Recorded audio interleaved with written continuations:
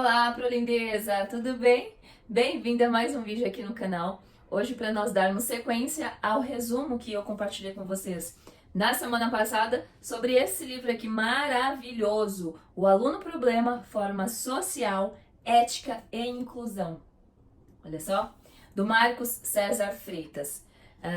Agora você terá acesso à segunda parte da aula, porque a aula toda teve aí 64 minutos, então por conta disso eu achei por bem e não ficar cansativo também de dividi-la ao meio.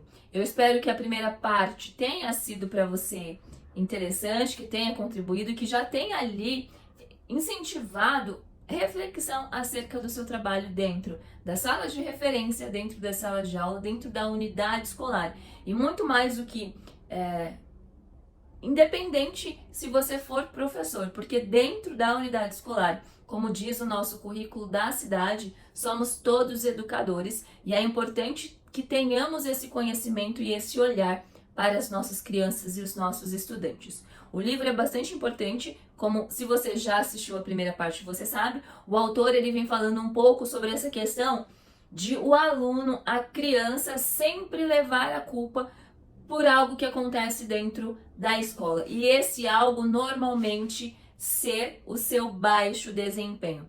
E aí a gente pode inclusive escutar pelos corredores escolares, talvez, e aí a gente espera que isso não aconteça mais, a frase do tipo: essa criança nasceu assim, não tem solução, ela vai ser assim. Não é o meu trabalho que vai fazer diferença.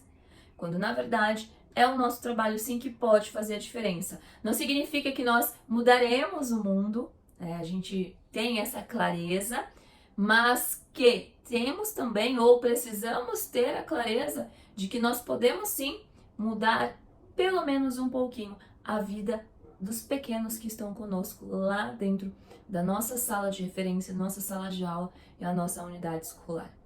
Se você ainda não está inscrito no canal, bem, chegou aqui por agora, prazer. Sou Lila Libório, professora efetiva na Secretaria Municipal de São Paulo, com o cargo na Educação Infantil, professora especialista em língua portuguesa, mestranda no curso de formação para formadores pela PUC. E o meu objetivo nada mais é do que tentar contribuir ensejando reflexão e reflexão tanto do teu lado quanto do meu lado, para que juntos nós possamos crescer, ampliar os nossos horizontes e começar a olhar a educação da maneira como ela precisa.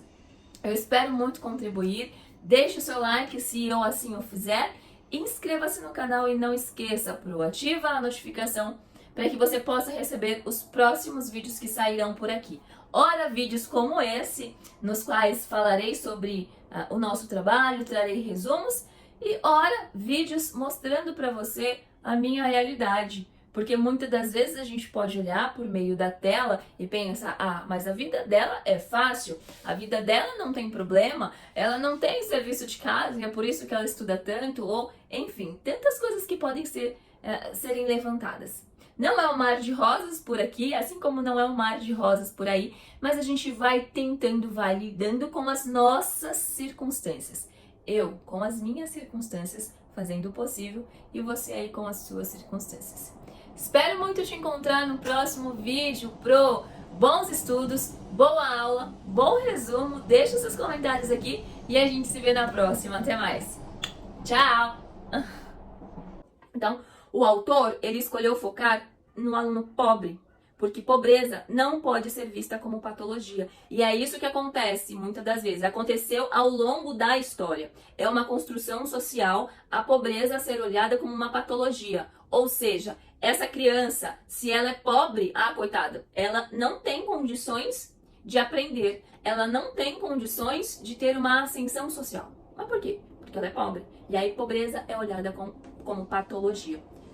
Uma desvantagem física, por exemplo, ela ganha dimensão muito especial, muito maior, quando somada à desvantagem social. Então veja, o Freitas ele fala assim: por que a gente tem que olhar para essa questão da pobreza como um grande problema maior, se é que eu posso dizer isso, essa é uma expressão minha. Porque ele diz assim: você pode ter a questão da desvantagem física, ou seja, a criança ela pode ter uma deficiência física, ok. Mas essa deficiência física, ela vai significar uma coisa se for no contexto de pobreza. E ela vai significar outra coisa se ela for no contexto favorecido. Consegue perceber? Essas crianças, elas terão condições diferentes aqui na pobreza e aqui no contexto econômico mais favorecido. Entende o que ele quis dizer? E então o Freitas, ele vem trazer um pouquinho essa questão da história, ele traz um contexto histórico mesmo. Então a palavra pobre, ela passou a ser usada como um adjetivo social, portanto, como recurso indireto para apontar problemas. Isso no século XX, tá? Falando do século XX. Então, pensando na forma escolar, no espaço educacional, a pobreza ela era usada já como uma desculpa ou como um argumento para se explicar, né? Então foi tido como um adjetivo social mesmo. Então, diante do bem ensinar, o professor ele foi abordado a receber novos scripts, novas ferramentas ou receber as luzes do progresso. Ou seja, o professor ele era tido como um desatualizado. Isso pensando, ó, percebe? Vamos voltar do início aqui. No século XX, a pobreza foi tida como esse adjetivo social. Então, o aluno, ele era considerado um problema por ser pobre, certo? E aí, por conta disso, o professor, ele precisava receber ferramentas, receber scripts, receber uma luz sobre o seu conhecimento para que ele conseguisse ensinar melhor. E foi na década de 50 que surgiu a diversificação da clientela. Então lembra que eu falei que houve um tempo em que o discurso era a escola deve ser para todos? Então, na década de 50 isso começou a acontecer e, portanto, houve uma diversificação na clientela. E nesse momento foi uma travessia bastante penosa para os pobres. Eu vou compartilhar com você um trecho que o autor traz aqui, que eu achei... Então ele diz assim: admite-se com facilidade que a escola é para todos, mas a produção de consenso a respeito das condições para que todos estejam juntos numa sala de aula está longe de ser alcançado. Então, foi o que a gente já vem falando.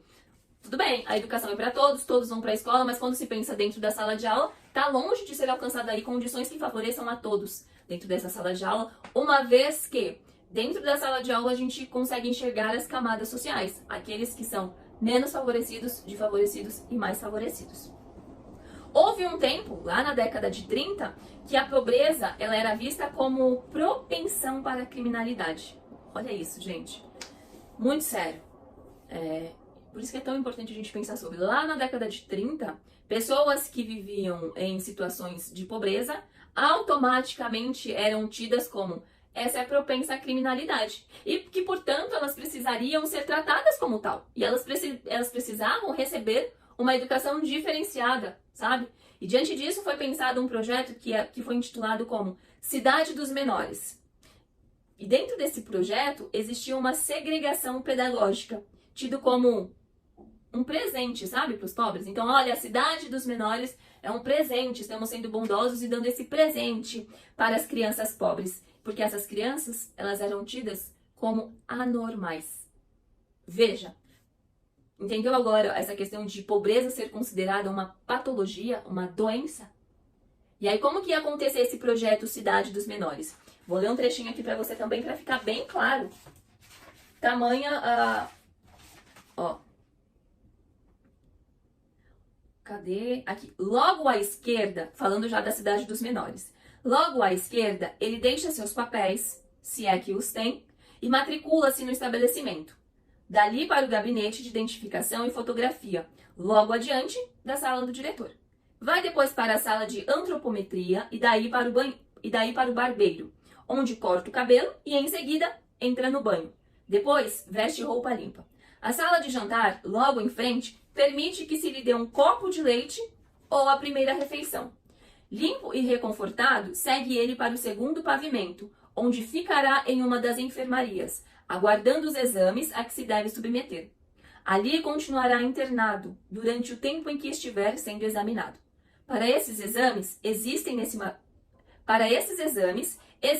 nesse pavimento salas para material de medicina, consulta de olhos, otorrino e outros laboratórios. Enquanto passa o menor por todos esses exames, tem ali mesmo a refeição que lhe vem da cozinha através do elevador de pratos. Só depois é que toma novo rumo, seguindo seu destino. Conseguiu compreender o que era essa cidade dos menores, Pro? Muito triste de ouvir como isso pode ter ocorrido, não é? Mas, felizmente, a cidade dos menores não passou de um projeto, ou seja, ele não saiu do papel. O que não quer dizer que as ideias não tenham saído. Saiu, né? Por quê? Porque o projeto Cidade dos Menores, ele só foi possível de existir porque muitas pessoas compartilhavam dos mesmos pensamentos, ou seja, achavam que crianças e jovens em situação de pobreza eram problemas, eram anormais e precisavam ser tratadas.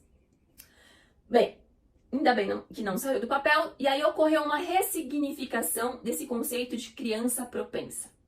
Surgiu então, ainda também na década de 30, o conceito de criança problema.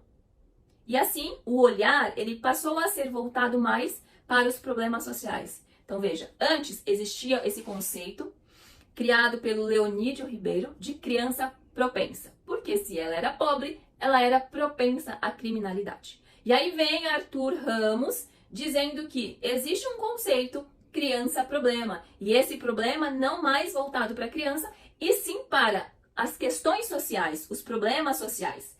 Vou compartilhar então com você um outro trecho falando sobre isso. Veja. Quero compartilhar uma anotação de Arthur Ramos que já utilizei em várias análises sobre o tema, para olhar essa questão do problema social. Observação 19. DF, menina de 8 anos, de cor preta. O pai, brasileiro, cor preta, servente da escola militar, alegre, boa saúde. Castiga os filhos com frequência, principalmente quando o DF não aprende a gramática que ele ensina. A mãe, brasileira, cor preta, é cozinheira e analfabeta. Fala muito e zela pelos filhos. Moram em quarto alugado numa casa de habitação coletiva. Não há acomodação para a menina. Vizinhança má. Vão raramente a cinema e passeios. A menina deita-se às 22 horas, levanta-se às 6 horas. Dorme em leito comum a uma irmã de 6 anos, no mesmo quarto dos pais.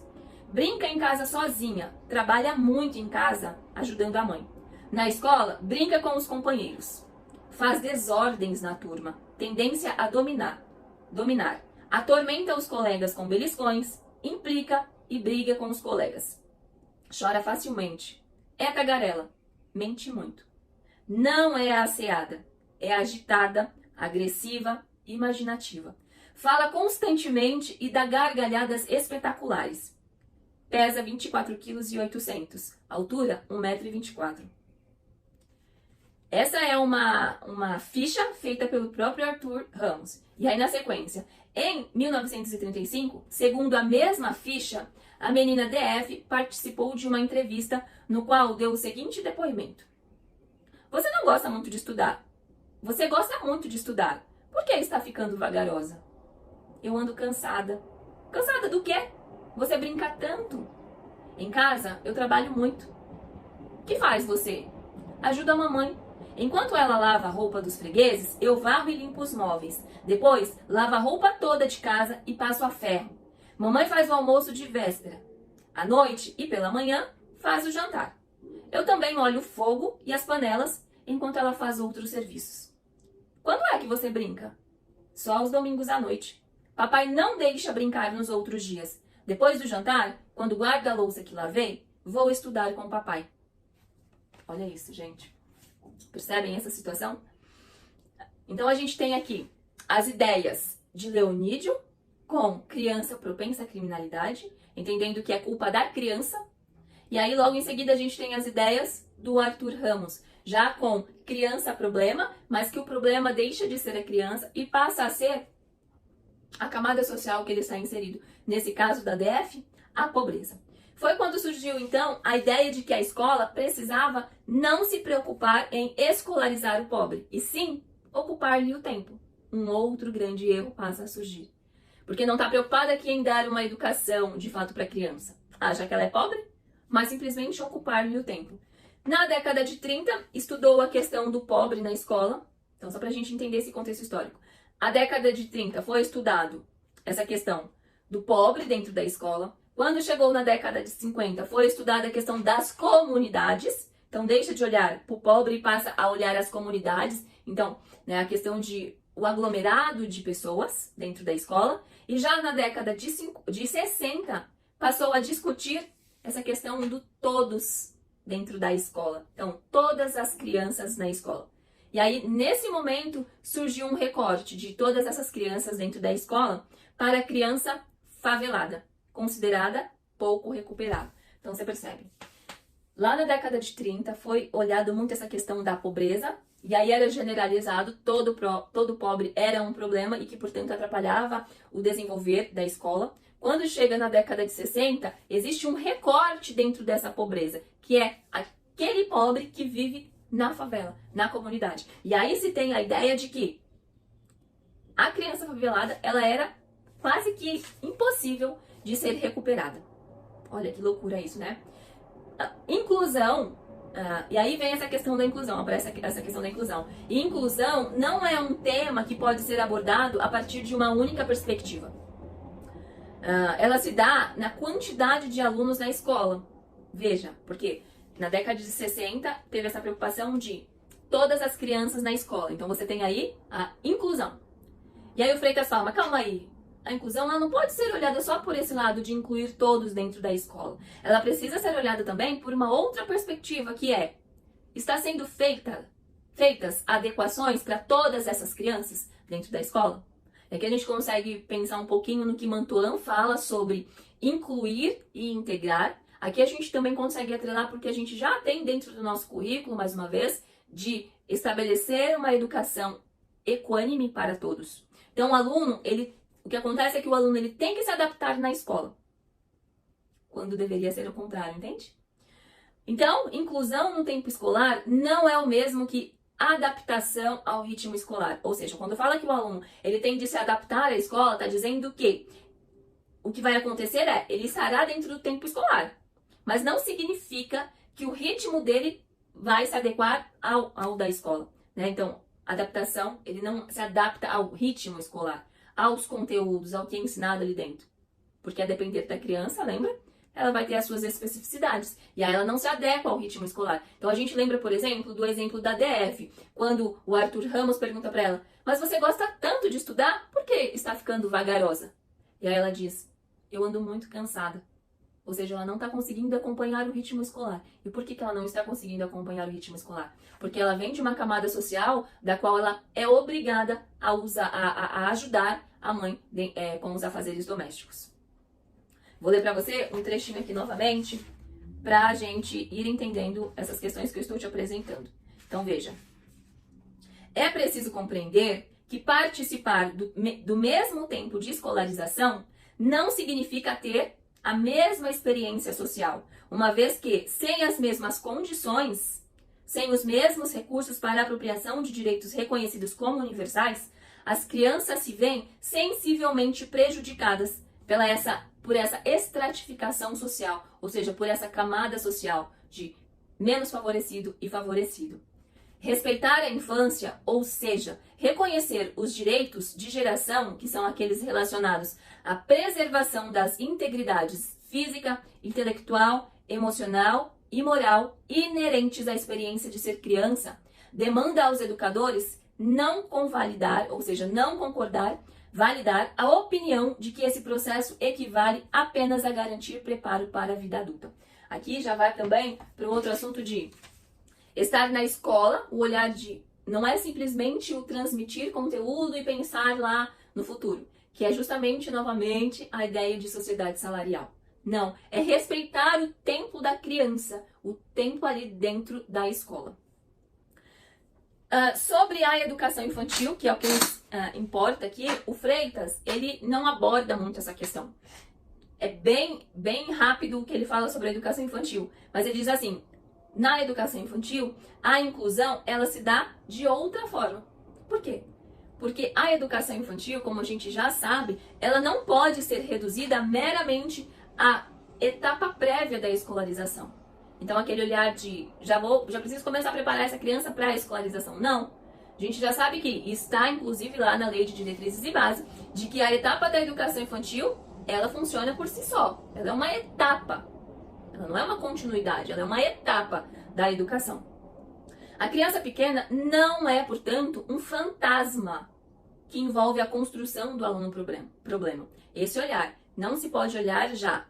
Lembra que a gente está falando das crianças em situações vulneráveis, da camada pobre, e que a gente não pode olhar para essa criança já pensando que ela futuramente será um aluno problema, só porque ela está inserida em uma camada menos favorecida. A educação infantil tem seu próprio modo de acontecer, ou seja, a educação infantil ela é pensada em um espaço, em um tempo, ela tem a sua própria organização, as suas práticas e trabalha com as relações, com a interação. E isso tem que acontecer independentemente de qual a camada social. Então ele fala, contudo, precisamos reconhecer que crianças na educação infantil, elas reproduzem culturas adultas e que também elas vão transformando essas culturas que aprendem. Assim, elas vão criando e gerando as culturas da infância, suas próprias culturas. Pensar no tempo inclusão significa também pensar na exclusão. Então veja, o Freitas ele fala, quando a gente vai pensar na inclusão, a gente automaticamente precisa pensar na exclusão também que está sendo feita. Quando você inclui todos, se você não tomar cuidado, dentro acaba ocorrendo uma exclusão. Consegue entender? Porque não é, mais uma vez, não é simplesmente colocar todas as crianças dentro da escola, mas é preocupar-se em possibilitar, adequar que essas crianças consigam aprender a partir das circunstâncias que perpassam sua vida. E aí isso normalmente não acontece e é onde começa a ocorrer a exclusão. Então, inclusão diz respeito ao olhar para as simultaneidades de cenários que existem dentro da sala de aula. Entender que o professor encontrado em sala está relacionado à estrutura escola. E como essa, aliás, eu falei errado aqui. Entender que o problema encontrado dentro da escola, dentro da sala, está relacionado à estrutura escola. E como essa foi difundida. Então lembra, lá no começo a gente entendeu como é que a escola foi criada. Ela foi criada para entender a demanda, para atender essa separação da cultura adulta para a cultura criança. E que, portanto, então as crianças precisavam estar em algum espaço. Qual é o espaço? A escola.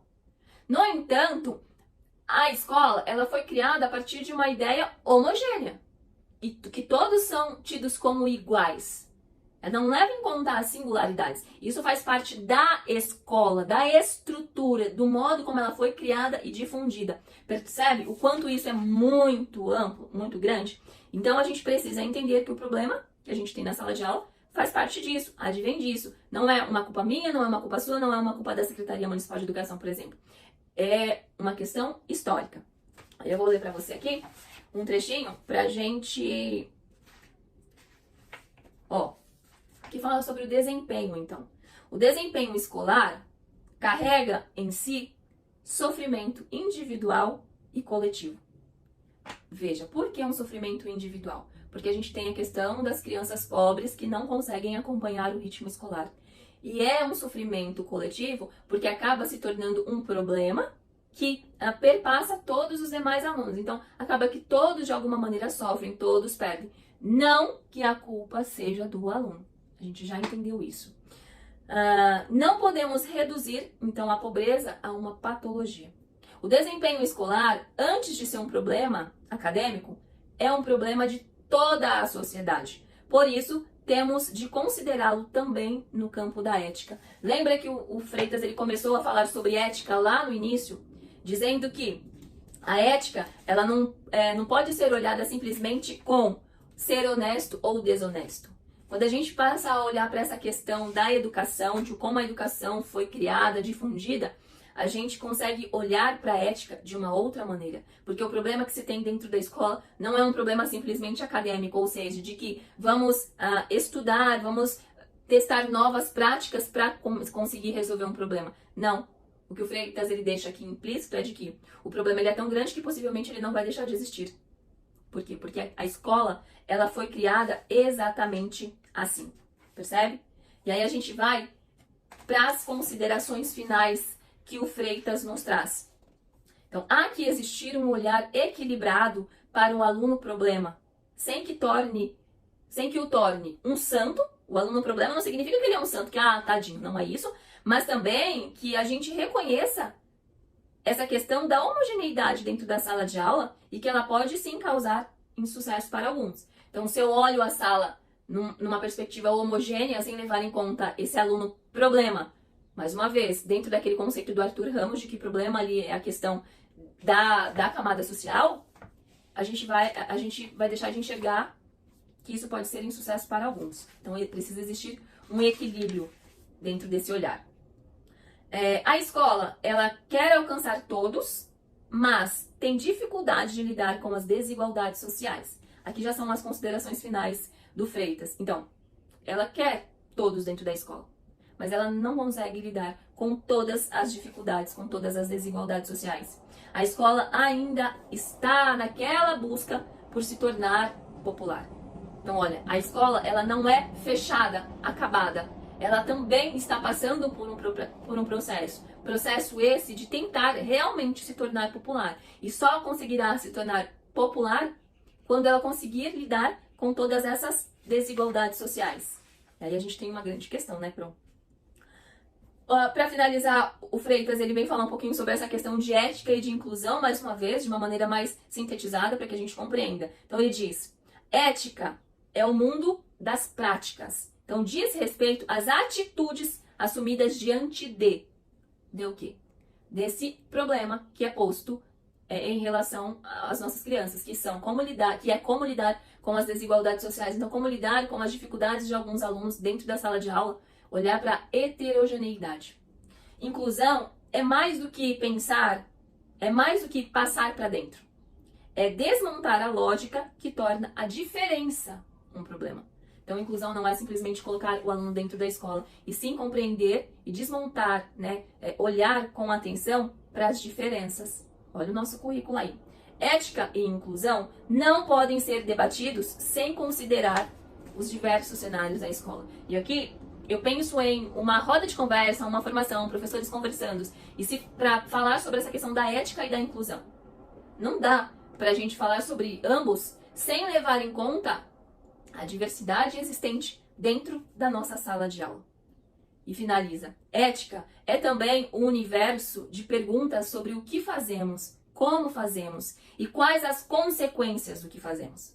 Inclusão é passar a fazer, parar de fazer de certa maneira e assumir as consequências de que incluir não depende somente de ajustes de conteúdo. Depende também da revisão da forma, a forma escolar, lembra? O aluno problema é uma personagem histórica de nosso tempo. Ética e inclusão são desafios para o futuro. Então veja, olha que interessante esse último trecho. O aluno problema é uma personagem que foi construída ao longo da nossa história. Lá a partir da década de 30 a gente começou a ver.